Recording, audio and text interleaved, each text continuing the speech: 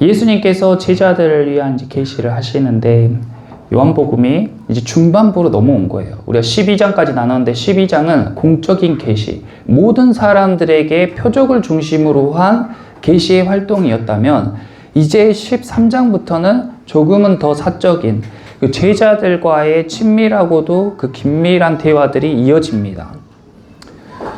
제가 막 의도적으로 딱 이렇게 한 건 아닌데 참 이게 잘 맞았어요.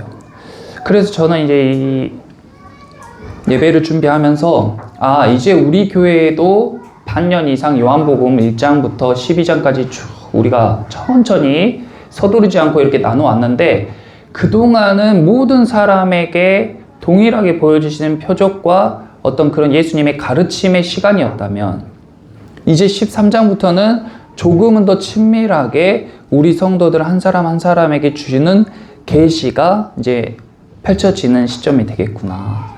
이제 우리가 교회가 예수님과 이렇게 만남의 시간이었다면 이제 13장 이후로는 각각 개개인이 예수님과 만나는 그런 친밀한 경험을 하게 되시기를 축복합니다.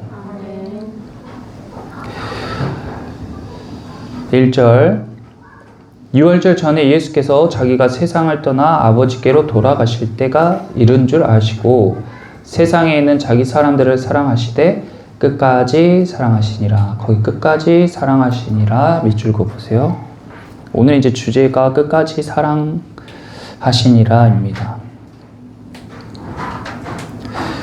예수님께서는 자기가 세상을 떠나고 아버지께로 돌아가실 것을 아세요.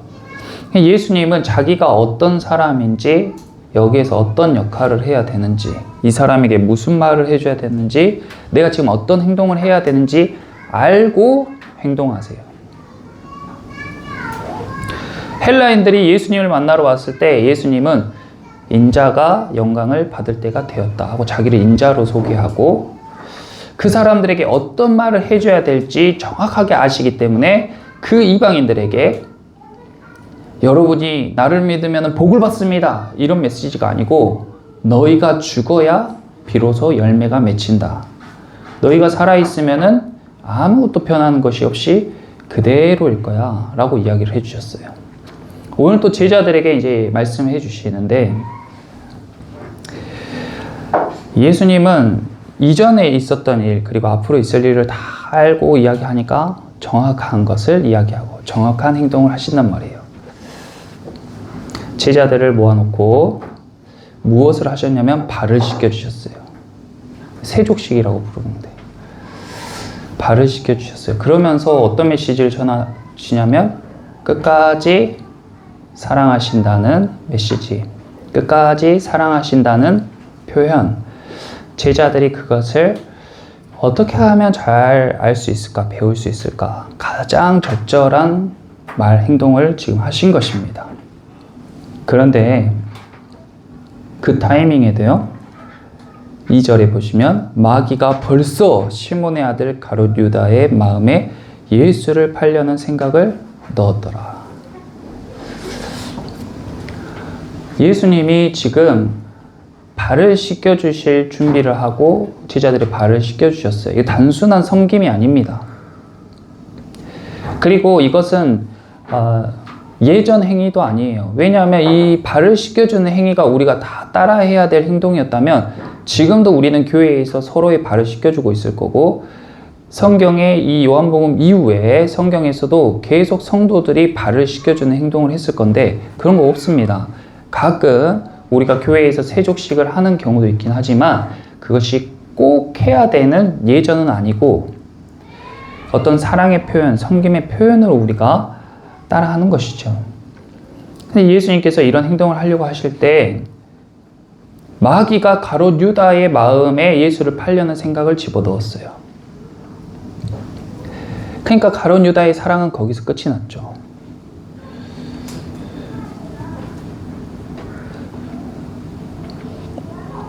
예수님을 3년 동안 따라다녀 봤더니 자기가 생각하는 것과 같지 않은 거예요. 자기가 보기에는 답답한 거예요. 예수님 저 정도 능력이 있으면 좀 이렇게 좀 하면 좋을 텐데 대제사장과 바리새인들과 그렇게 좀 싸우지 말고 좀 같이 잘 이렇게 유대해가지고 예수님도 대제사장도 하고 로마 황제랑 만나서 좀 그런 것도 좀 이렇게 커뮤니케이션도 좀 하고 가룟 유다 생각은 아마 그랬을 거예요. 그래야 예수님이 높은 자리에 앉아야 자기도 한 자리 차지하고 우리나라에도 그것이 유익이고 그렇지 않을까. 근데 예수님을 3년 동안 따라다녀봤더니 이분은 무능하고 무지하고 나약하다. 가룟 유다의 판단이죠. 근데 그것이 자기 생각이 아니라 자기 생각이라고 착각하게끔 마귀가 마음의 생각을 집어넣은 거다. 우리가 보고 듣고 경험한 것에 따라서 우리는 늘 마음이 바뀌어요. 오늘은 교회를 위해서 예수님 위해서 내가 충성해야지 했다가도 다음 날에 일터에 가고 가정 가운데 불화가 있으면요, 그 마음이 금세 사라져버리고 원망으로 바뀌고 분노로 바뀌고 무능함으로 판단해버려요. 그래서 예수님은 끝까지 사랑하라는 것을 강조하신 거고 마지막에 제자들에게 이걸 가르치신 겁니다. 우리는 끝까지 잘 사랑하지 못하니까, 우리 교회 이름이 처음 사랑인데 그 첫사랑, 그 처음 사랑 때 그 설레임, 그 풋풋함, 그리고 그 순결함, 그런 것들을 어떻게 하면 잘 유지할 수 있을까? 그걸 잘 유지해야겠다. 그런 마음으로 교회 이름을 처음 사랑 교회로 지었어요. 예수님을 처음 만났을 때 그 감격, 그 감사함, 그 떨림, 그 설렘, 그런 것들이 오래 가지 못하더라. 교회를 오래 다니면 오래 다닐수록 사랑이 깊어지면 좋겠는데, 교회에 오래 다니면 오래 다닐수록 아는 것은 많아지고 머리가 커져가지고 이렇게 해야 되는데 저렇게 해야 되는데 전에는 이렇게 했는데 이제는 이렇게 하네, 목사님이 이렇게 해야 되는데 성도들이 이렇게 해야 되는데 하는 지적질만 늘고 사랑이 식어가고 머리만 커지더란 거예요. 가룟 유다와 같이 3년 동안 예수님을 따라다녔으면 예수님의 그 사랑을 배워야 되는데 머리만 커졌어요. 그래서 결국엔 뭐예요? 예수님을 팔아야 된다, 이것이 최선이다 라고 결론을 내려요. 누가 봐도 아닌 건데 가룟 유다의 지금 마음과 생각에는 그 확신으로 가득 차 있어요. 그 방법밖에 없다, 그것이 최선이다, 목사를 바꿔야 된다, 저 성도가 나가야 된다, 교회가 이렇게 해야 된다, 그런 생각을 주의해야 된다. 지킬 만한 것 중에 자기 마음을 지키라고 했는데 거기에서 생명이 난다고? 근데 마음을 잘 못 지킨다는 거예요. 우리는 마음을 잘 못 지켜요. 예배 가기 싫은 마음을 못 지켜요. 우리가 예배 가면 몸이 죽습니까? 아파서 어디가 부러집니까? 중병이 걸립니까? 다음날 일을 못합니까? 그런 거 없어요. 그냥 마음이 그렇게 시키는데 그 마음을 못 이기는 거예요. 우리가 예수님께 교회를 위해서 예물을 드리면 그것으로 우리 가정이 파탄납니까? 어려워집니까? 아니에요. 그냥 내가 좀 불편한 그 마음을 못 이기는 거예요. 그 사랑하는 마음. 어쩌다 또 한 번 딱 예물을 큰맘 먹고 드렸어. 근데 그 다음 달에는 또 마음이 이전 같지가 않은 거야. 그러니까 그걸 못 지켜. 그게 우리의 약함이고 부족함인데 우리는 스스로 합리해서 나는 아무 하자가 없어. 그냥 상황이 그렇고 교회 시스템이 그렇고 예수님이 그런 거야. 그런 거예요. 마귀가 그런 생각을 마음에 집어넣어준 줄 분별하라는 거죠. 말씀을 통해서 이겨내라는 거예요.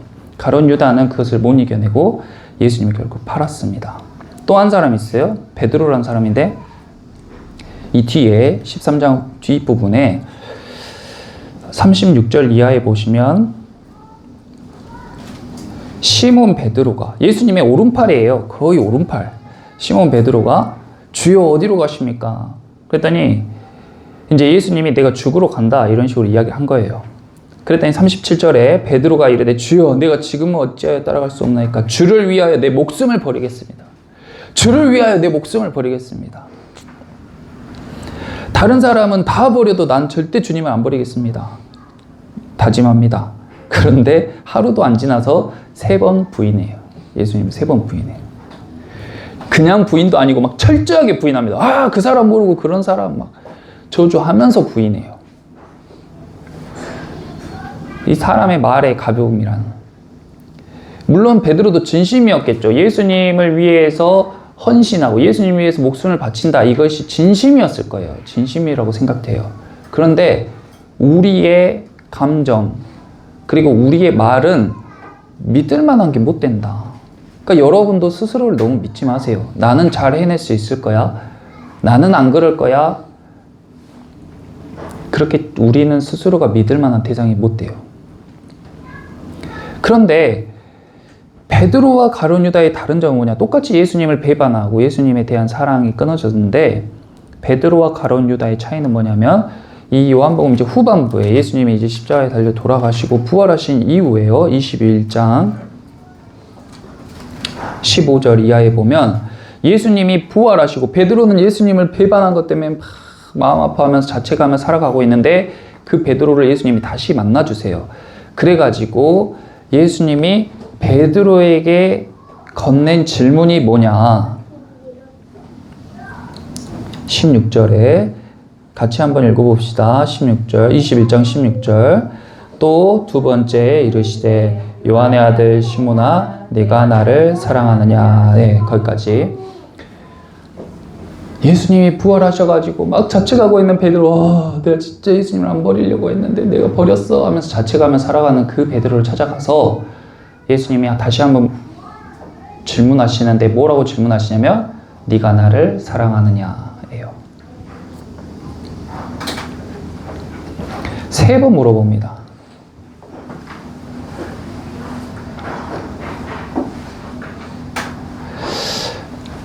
그래서 베드로는 이제 이때 회개하고 그 이후로는 끝까지 주님을 사랑하는 삶을 살게 돼요. 그러니까 먼저는 우리는 다 실수할 수 있고 실족할 수 있는데요. 가룟 유다는 자기의 실수와 잘못을 견디지 못하고 스스로 목숨을 버려버렸어요. 예수님을 팔면 대제사장들과 바리새인들이 자기를 인정해주고 자기도 그들 무리에 낄 수 있을 줄 알았겠죠. 근데 그들이 가룟 유다가 예수님을 팔자마자 그 돈을 가지고 후회하며 대제사장과 바리새인들에게 찾아갔을 때 네 죄값은 네가 받아라. 우리랑 상관할 바가 아니다 하고 선을 그어버려요. 그러니까 그 절망, 그 고립감에 견디지 못하고 스스로 목숨을 끊고 그래서 예수님과의 관계가 거기서 끝이죠. 가룟 유다는. 그래서 예수님이 이 유다는 차라리 엄마 배에서 태어나지 않는 게 더 나을지도 몰랐겠다라고 이야기한 거죠. 유다가 큰 잘못을 한 건 맞지만 그래도 예수님 충분히 용서해 주시고 받아주실 분이에요. 근데 스스로 목숨을 버리면서 예수님과의 관계가 거기서 끝나버렸으니까 너무 안타까운 거죠. 근데요, 베드로는 자책과 절망 가운데 살면서도 또 예수님을 만나잖아요. 그래서 회복하잖아요. 그래서 우리도 신앙생활을 할 때에 실수하고 실패할 때가 있는데 그래도 교회에 계속 나와서 예수님과 관계를 계속 맺으라는 거예요. 내가 보기에도 내가 진짜 한심하고 가면 사람들이 나를 뭐라고 할까? 사람들이 손가락질하고 욕하고 정말 내가 생각해도 이건 내가 진짜 잘못한 거다 해도 염치 없고 부끄러워도 예배의 자리에 나오라는 겁니다. 그래야 기회가 있어요. 그러지 않고 아이고 나 같은 놈은 교회에 나갈 자격이 없어. 아니면은 교회에 나가는 것은 유익이 안 돼. 예수님 만나는 거 아무 도움이 안 돼. 판단하고 예수님과 관계가 끊어지는 것. 그것이 가장 불행하다. 끝까지 사랑하라는 것은 그런 거예요.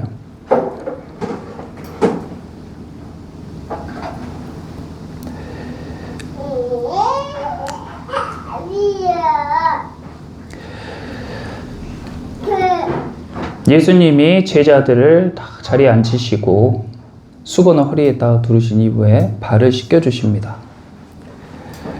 근데 발을 씻겨주시는데 참 이 베드로가 참 재미있는 사람인데 예수님이 이제 발을 씻겨주시겠다고 하니까 베드로가 내 발은 절대로 씻지 못하시리이다.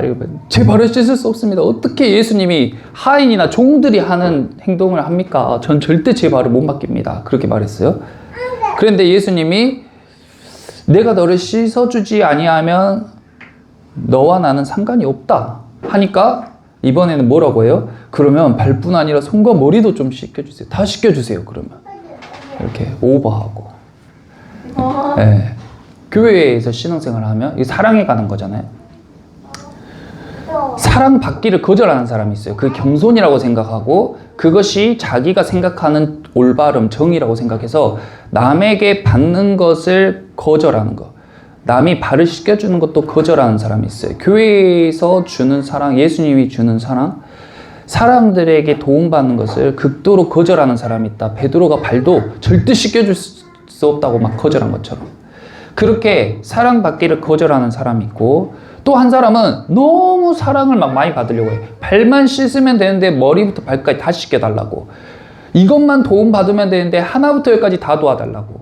우리가 이렇게 시설물 도움받은 것도 큰 도움인데 후원도 해달라고, 헌금도 받으려고 하고, 더 달라고, 더 달라고, 더 달라고. 성경엔 그런 사람들이 거머리 같다라고 했어요.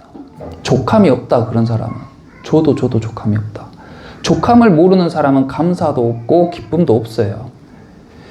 자기 삶에 수익이 더 많아져야 된다, 더 많아져야 된다. 돈은 많으면 많을수록 끝도 없죠. 사랑받는 것도 그래요. 그래서 예수님이 뭐라고 하냐면 그냥 발만 씻으면 돼. 다른 데 깨끗한데 너는 발만 씻으면 돼. 그러니까 그 정도 사랑을 우리가 컨트롤할 수 있어야 된다. 말씀을 통해서 우리가 그것을 알아가는 겁니다. 내가 받을 때에는 받는 거고요. 또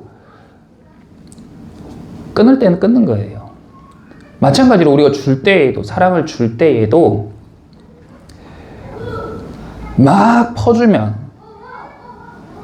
시들고 메말라요. 사랑을 내가 줄 수 있는 만큼 주는 거예요. 로고스 교회 성도들이 우리 교회에 와가지고 이렇게 캠프를 하면서 정말 극진하게 잘 섬겨줬죠. 그분들은 충분히 받은 사랑을, 주님으로부터 받은 그 충분한 사랑을 우리에게 막 부어주고 간 거예요. 그러면 우리 이 목포에 또 4개 교회에 심겨진 그 믿음의 씨앗이요, 그 사람들이 사랑을 막 부어줌으로써 싹이 트고 자라게 되는 거죠. 그런데 이 교회의 신앙생활도 마찬가지고 이 전체 교회들의 그 어떤 주기라는 것이 있어요. 우리가 막 캠프 때는 확 올라왔다가 또 9월, 10월 되면 쭉 꺼졌다가 또 크리스마스쯤 되면 확 올라갔다가 또 1월 초에 막 바빠지고 그러면 또 쭉 떨어졌다가 또 4월쯤에 부활절 할 때 또 쭉 올라갔다가 또 5월, 6월 되면 또 쭉 떨어졌다가 이렇게 신앙의 주기가 있어요. 그 주기 안에서 자라야 돼. 못 자라면은 사랑이 충만한 사람들이 그 믿음의 씨앗이 자라게 계속 부어줍니다. 근데 그 부어주던 그 사랑이 고갈되면요, 같이 메말라가는 거예요. 같이 메말라가는 거예요. 이제 쥐어짜기 시작하는 거예요. 같이 메말라가요. 그럼 피폐해지고 사랑이 없어지죠. 그런데요, 그 믿음의 씨앗이 잘 심겨진 사람들이 잘 자라면, 그러면 그 자란 사람들이 또 사랑을 베푸는 거예요. 그렇게 사랑이 풍성해지는 거죠. 그래서 우리가 할 도리는 우리가 막 로고스 교회처럼 지금 우리도 다른 사람들 막 섬겨야겠다, 그게 아니고 우리는 지금 잘 자라야 됩니다. 여러분들 잘 자라셔가지고 이후에 많은 열매 맺으시고 우리도 나중에 이후에 사랑을 부어주는 그런 사람들이 되기를 축원합니다.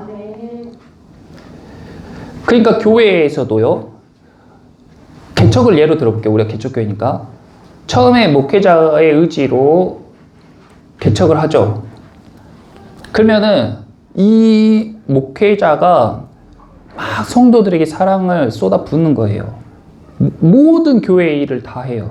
하나부터 10까지. 그런데 이것이 5년, 10년, 20년, 30년 가냐고요. 그렇지 못하죠. 그러니까 목회자도 고갈되면 시들고 메말라가요. 팍팍해지고 절망하고 좌절하는 거예요. 그러니까 그 시기와 때가 있어요. 그런데요, 이 목회자의 사랑을 받고 자라는 성도들이 생기는 거예요. 자라는 성도들이 생겨요. 그러면 그 자라는 성도들이 그 짐을 나눠서 져요. 그럼 가뿐하죠. 그리고 사랑이 점점 더 충만해지고 교회의 사랑이 넘쳐나면 이제 이웃들에게 흘러가는 거예요. 그제야. 근데 교회 안에 사랑이 부족한데 이웃들에게 쏟아붓잖아요. 그럼 빨리 고갈되는 거예요. 빨리 시들어요. 그건 지혜가 없는 거죠. 자기 지금 현 주소를 알고 자기가 해야 될 도리를 알고 어떻게 말하고 어떻게 행동해야 되는지를 알고 해야 되는 거예요. 그것이 먼저다. 그러니까 우리가 책도 보고 예배를 중점적으로 드리는 겁니다. 내가 줄 것이 없는데 준다고 하는 것은 어리석은 거예요. 그래서 예수님이 발을 씻겨주는데 너희도 이제 앞으로 발을 씻겨줘라가 아니고 나처럼 이제 너희도 섬겨라. 지금은 7절에 예수께서 대답하여 이르시되 내가 하는 것을 내가 지금은 알지 못하나 이후에는 알리라 그랬어요. 지금은 우리가 다 이해하지 못해도 이후에는 알게 돼요. 근데 뭘 듣고 보고 배운 게 있어야 이후에라도 알죠.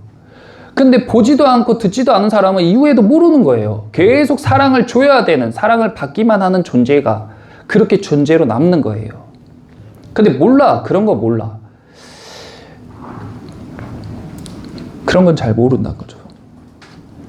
내가 지금 해야 될 역할이 무엇인지, 지금 할 일이 무엇인지 그런 걸 다 알면 좋죠. 근데 신앙생활을 하면 그런 것들이 보인단 말이에요.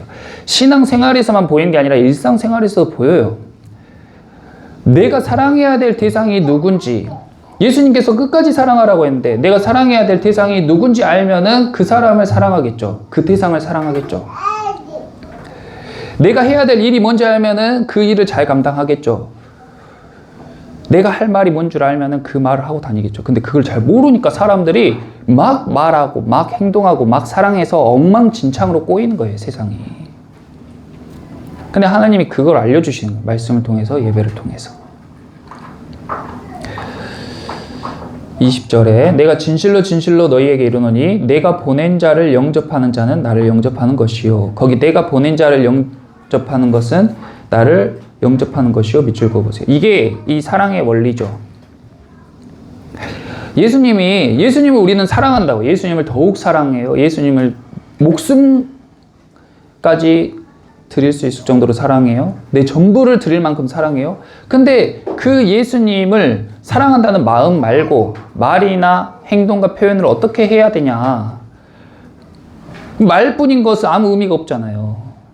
예수님은 헐벗고 굶주리고 가난하고 어려운 처지에 있는 사람을 도와주는 것이 나를 돕는 것과 같다고 했어요. 그 역할을 개인적으로도 하지만 교회를 통해서 한단 말이에요. 성도들이 교회에 예물을 드리는 것을 통해서 교회는 지역에 헐벗고 굶주리고 어려운 사람들을 돕습니다. 그것이 바로 예수님을 사랑하는 방법이기 때문에 그런 거예요. 그러니까 교회를 사랑하는 것이 예수님을 사랑하는 것이다. 내가 교회를 위해서 할 수 있는 일이 무엇인가를 생각하고 그것을 말하고 행동하고 실천하는 것. 그것이 예수님을 사랑하는 것과 같다. 두 번째는 가족을 사랑하는 거죠. 이런 기본적인 것도 모르는 사람은 밖에서는 겁나 잘하는데 가족들에게는 함부로 해요. 진짜 어리석은 거거든요. 근데 그거 잘 몰라. 그 우선순위. 자기가 사랑해야 될 대상. 자기에게 있는 사랑의 총량도 모르고 그 사랑을 어떻게 누구에게 나눠줘야 되는지도 몰라. 그러니까 그 사람도 사랑이 없는 거예요. 내 안에도 없고 내 삶에도 없고. 근데 정확한 대상에게 올바른 방법으로 사랑을 주면요, 사랑이 더 커집니다. 사랑이 더 커져요. 그러니까 그 사람의 삶 가운데 사랑이 계속 충만하게 역사할 수가 있게 되는 거예요. 부부는 다 하나님이 주셨다고 할 수 없어요. 그러니까 이혼하는 사람들을 비난할 수 없어요. 왜냐하면 하나님을 알지 못하고 자기 뜻대로 결혼하는 사람도 많이 있기 때문입니다. 성경에 어떤 사람과 결혼해라 이런 것은 없어요. 그러니까 사람은 자기의 생각과 자기의 의지, 경험에 따라서 배우자를 선택할 수도 있고 하나님이 주시는 감동에 따라서 배우자를 선택할 수도 있어요. 그러니까 배우자는 하나님이 주실 수도 있고 자기 뜻대로 결정할 수도 있는 겁니다. 그래도 사랑의 대상은 분명해요. 그런데 자녀는 다 하나님이 주신 거예요. 그 자녀는 사랑해야 돼요. 자녀는 우리가 초이스한 게 아니잖아요. 진열장에 있는 수많은 자녀 중에 하나를 딱 꼽아서 내가 이 아이를 키우겠다 이렇게 선택한 게 아니잖아요. 자녀는 하나님이 주신 거예요. 그러니까 자녀들을 사랑해야 돼요. 가족들을 사랑해야 됩니다. 그리고 그 후에 이웃들을 사랑하는 거예요. 우리가 그럴 수 있다면, 우리 안에 사랑이 충만하다면, 그러면 이제 비로소 이웃들에게 그 사랑을 베푸는 거예요. 어떻게 로고스 교회 이 선교팀들이 하는 거 보세요. 이게 억지로 됩니까? 그 아이들을 물놀이 하는데 노아가 계속 물총으로 눈이랑 귀랑 코랑 막 쏘면서 그 사람들이 막 귀 막 하고 얼마나 짜증나요. 근데 인상 한번 안 찌푸리고 그 애들을 계속 저보다 더 잘 챙기더라고요. 그리고 무거운 짐을 오르락 내리락 하면서 한 번도 인상 찌푸린 거 없고, 일 있으면 자기가 달려가서 먼저 하고, 이 큰 공사를 하루 만에 다 마치려면 얼마나 이 사람들이 애를 썼겠어요. 근데 얼굴 한 번 안 찌푸리고 오히려 저희한테 고맙다고 하고 감사하다고 하고, 그런 사랑이 어떻게 있겠냐고요. 그 안에 충만하니까 덜어주고도 남는 거예요. 덜어주고도 남는 거예요. 그러니까 얼마나 좋습니까? 그런 사람이 어리석어요? 자기 돈 들여서 아무 관계도 없는 교회에 와서 아무 관계도 없는 성도들 섬기고 이렇게 고생하고 휴가까지 내가지고, 우리는 휴가 내서 이것을 받으라고 해도 안 하는데 그분들은 휴가를 내서 하러 오잖아요, 이것을. 근데 어리석냐고요. 그런 것이 불행해 보이고 불쌍해 보이냐고요. 보는 사람에 따라 이해 안 될 수도 있죠. 그런데 주 안에서는 그런 것들이 더 복되다, 더 은혜가 되고 감사한 일이다. 그분들이 오히려 훨씬 더 감사해하고 갔습니다. 예수님을 영접하는 자,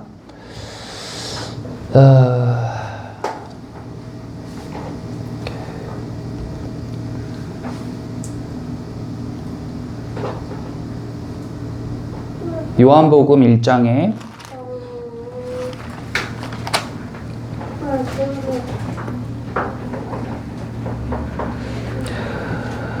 영접하는 자, 영접하는 자, 곧 그 이름을 믿는 자들에게는 하나님의 자녀가 되는 권세를 주셨으니. 그러니까 하나님의 자녀가 되는, 이제 점점 막 이런 것들이 말씀을 알아갈수록 이게 연결되면서 막 이제 비밀이, 퍼즐이 풀리죠. 영접하는 자, 곧 그 이름을 믿는 자들에게는 하나님의 자녀가 되는 권세를 주신다 했어요. 하나님의 자녀가 되면 하나님의 아버지시니까 하나님으로부터 공급받고 하나님으로부터 가르침을 받고 하나님을 닮아가게 돼요. 그게 너무 좋죠. 근데 그 방법이 영접하는 거예요. 근데 예수님이 어떻게 영접하는지 그 방법을 이제 알려주시잖아요. 내가 보낸 사람을 영접하는 것이 나를 영접하는 거야. 내가 보낸 교회, 내가 보낸 목회자, 내가 보낸 성도들, 그리고 내가 보낸 가족, 내가 보낸 이웃들, 그 사람들을 영접하는 사람. 영접한다는 것은 손님을 극진히 대하는 그런 태도와 같죠. 손님을 극진히 대하는, 내 마음에 예수님을 초대해가지고 마음 안에 그 대상을 극진하게 생각하는 것, 그런 게 영접하는 거잖아요. 그러니까 영접하는 사람은 하나님의 자녀가 되는데, 그 영접하는 방법이 예수님이 보낸 사람들을 영접하는 게 곧 예수님을 영접하는 것이다. 그래서 오늘 본문의 13장 1절에 보시면 예수님이 끝까지 사랑하는데요, 불특정 다수를 막 다 끝까지 사랑한 거 아니에요. 예수님은 모든 사람을 사랑하시고 모든 사람에게 은혜를 베푸시지만 끝까지 사랑하는 대상은 모두가 아니에요. 누구를 끝까지 사랑해요? 자기 사람들이에요. 자기 사람들.